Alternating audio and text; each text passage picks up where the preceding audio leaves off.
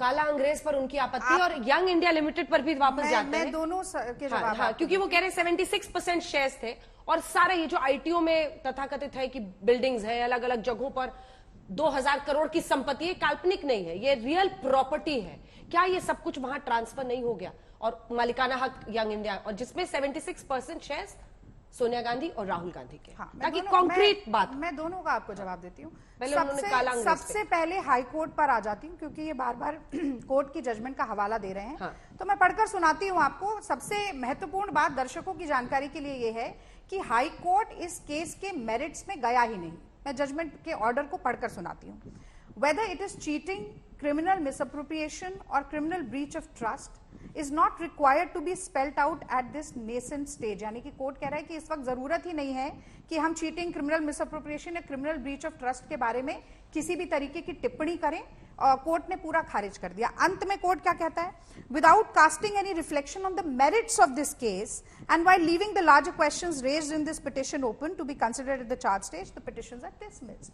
यानी कि court merits में गया ही नहीं और संबित पात्रा जी कुछ संदर्भ से हटाकर कुछ लाइन पढ़कर अपने आप ही आरोप लगा रहे हैं। मैं तो ये कहती हूं कि अगर कोर्ट ने कोई जजमेंट पास की है, एक मिनट, जजमेंट समन पर रोक नहीं लगाई, मैं ये क्लियर कर दे। नहीं, ये भी कर दीजिए। और ये भी पर रोक नहीं लगाई, यानी इंक्वायरी को सही माना। ये भी बताना जरूरी है कि क्या कोई भी जजमेंट ट्रायल कोर्ट की हो, हाई कोर्ट की हो, सुप्रीम कोर्ट की हो, जो कि इंडाइट करती है, जो कि इम्प्लीकेट करती है, जो कि दोषी मानती है, वो अगर संबित पात्रा जी पढ़कर बता दें तो मैं समझूंगी कि वो कानून के बहुत रक्षक बनकर आज यहां बैठे हैं। वरना जुबानी जमा खर्च करने से तो कुछ नहीं जाता। प्रवक्ता हैं, अच्छे प्रवक्ता हैं, अपनी बात रख रहे हैं, लेकिन उसको तोड़ मरोड़ कर रख रहे हैं। अब मैं आ जाती हूँ 76% के शेयर वाली बात। आपने जो कही, शेयर ट्रांसफर करना जरूरी था, यंग इंडिया बनाना जरूरी था, क्योंकि कांग्रेस पार्टी तो अपने आप पर शेयर ले नहीं सकती, राजनीतिक दल है, लेकिन कांग्रेस पार्टी ऋण उतार सकती है। इसके बारे में नवंबर 2012 में इलेक्शन कमीशन ऑफ इंडिया ने भी क्लीन चिट दी है।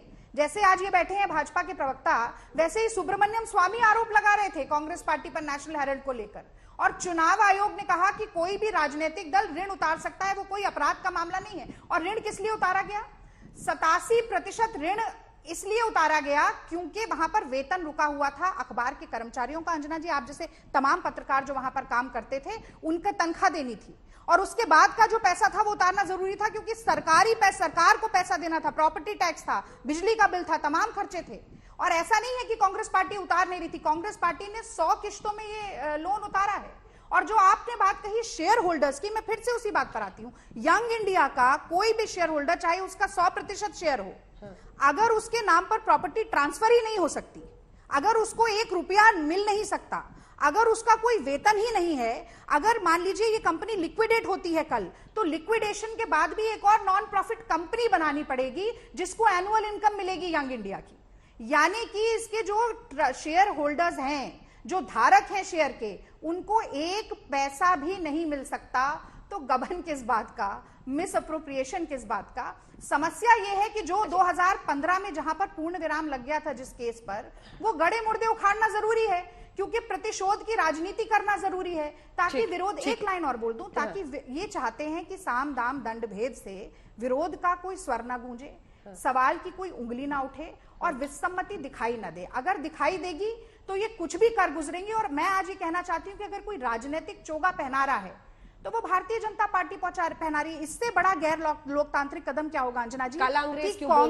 कांग्रेस के कार्यकर्ताओं को कांग्रेस के दफ्तर पर भी इकट्ठा नहीं होने दिया, धारा 144 लगा दी, पूरी दिल्ली, पूरे इंडिया गेट को आज छावनी बनाकर आपने ये कर दिया। ठीक है, और इसका जवाब मैं उनसे फौरन लूंगी। काला अंग्रेज पर मैं जरूर बोला। आप पहले मुझे वो नारे सुनवा दीजिए एक बार, काला अंग्रेज वाले। संबित जी, आपके पास है रिकॉर्डिंग? रिपोर्टर आज पूरा दिन वहां पर मौजूद थे। अगर आप केवल इंडिया टुडे ने दिखाया, अभी मुझसे बाइट भी ली इंडिया टुडे ने, कि मैं उसकी सफाई देती रहूं, तो मैं तो सबसे पहले पूछूंगी, नहीं, इंडिया टुडे ने बाइट, आप इंडिया टुडे से दिखा चैनल की तरफ से कंफर्म करने की कोशिश कर रही हूं। एक लाइन, जिस पार्टी का राष्ट्रीय अध्यक्ष पैसे लेते हुए पकड़ा गया हो कैमरे पर, वो भ्रष्टाचार के आरोप लगा रही। ठीक है, जवाब दीजिए। मैं नारा लगाया नहीं, हमारे पास रिकॉर्डिंग नाम है डायरी में, रुक जाइए, अभी वेट कर रहे हैं, अगर वो मिल जाता है तो हम दिखाएंगे।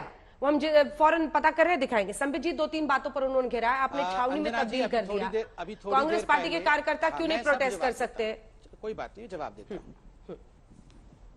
ठीक है अंजना जी, काला अंग्रेज इंडिया टुडे ने मुझसे बाइट भी लिया है, उन्होंने अभी दिखाया भी है, मेरी बाइट चलाई भी है। आपकी सिस्टर कंसर्न है, आप उनसे पूछ लीजिए। नंबर 2 और सबसे महत्वपूर्ण, किसने इनके ऊपर रोक लगा दी? कोई भाग रहा था कार्यकर्ता, कोई पालती मार के बैठा हुआ था, कोई चिल्ला रहा था, कोई बस में लटका हुआ था। और क्या चाहते थे? क्या चाहते थे ये लोग? क्या उड़ते क्या आकाश में? सब तो कर रहे थे ये लोग। अब हम मुद्दे पर आते हैं। मुझे आप 50 सेकंड दीजिए, मैं 1 मिनट में अपने विषय को तुरंत रखता हूं। देखिए, आप समझिए, जनता को मैं बहुत साधारण भाषा में समझाना चाहता हूं कि क्या हुआ है नेशनल हेराल्ड में।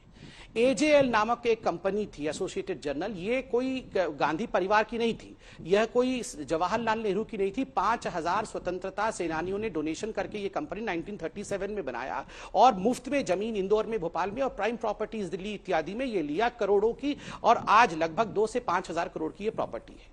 समय के साथ साथ ये बंद होने लगा, लॉस में जाने लगा और 2008 में ये बंद हो गया। उस समय 90 करोड़ का लोन इसके ऊपर था। यहां पर जो चेयरमैन थे उनका नाम मोतीलाल वोहरा था। मोतीलाल वोहरा जो थे एजेएल के, वो गए कांग्रेस पार्टी के मोतीलाल वोहरा जो ट्रेजरर थे, उनसे कहा कि हमें प्लीज आप लोन दे दीजिए 90 करोड़ का। तो कांग्रेस के मोतीलाल वोहरा ने 90 करोड़ का लोन एजेएल को दे दिया। उसके बाद सोनिया गांधी, राहुल गांधी और मोतीलाल वोहरा ने मिलकर एक यंग इंडिया कंपनी बना ली, उसमें भी मोतीलाल वोहरा थे, उनके पास 12% का शेयर था। फिर जो है सोनिया गांधी ने मोतीलाल वोहरा जी को बुलाया और कहा कि अरे मोतीलाल वोहरा जी, आप जरा एजेएल के मोतीलाल वोहरा जी के पास जाके उनको बोलो कि अरे एजेएल के मोतीलाल वोहरा जी, हमें ये लोन माफ करवाना है। तो ये सारे जो मोतीलाल वोहरा थे अपने यंग इंडिया वाले, ये गए एजेएल के मोतीलाल वोहरा के पास और कहा कि अरे आप ऐसा क्यों नहीं करते हैं कि आप सारी की सारी जो शेयर है वो हमें दे दीजिए और बदले में हम आपका 90 करोड़ का जो लोन है वो ले लेंगे, यंग इंडिया ले लेगी।